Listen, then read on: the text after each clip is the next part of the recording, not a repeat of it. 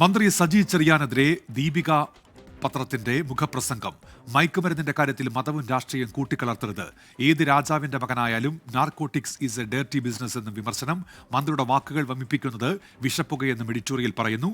പ്രതിഭ MLAയുടെ മകനെ അനുകൂലിച്ച് നടത്തിയ പ്രതികരണത്തിന് എതിരെയാണ് മുഖപ്രസംഗം.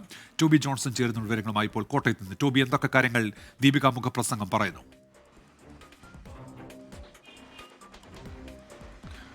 ഉന്മേഷ്, അതിരൂക്ഷ വിമർശനമാണ് ഈ മുഖപ്രസംഗത്തിൽ ദീപിക എഴുതിയിരിക്കുന്നത്.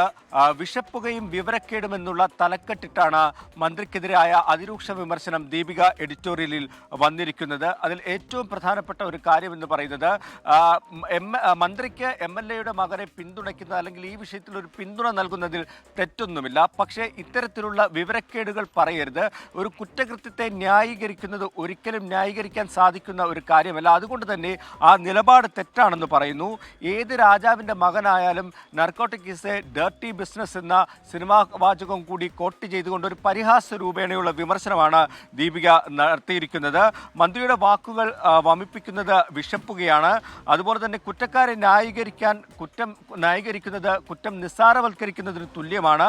ഉത്തരവാദിത്തമില്ലായ്മയും കുറ്റകൃത്യത്തെ പ്രോത്സാഹിപ്പിക്കുന്നതിന് തുല്യമാണെന്ന് കൂടി ദീപിക പറഞ്ഞു വെക്കുന്നു.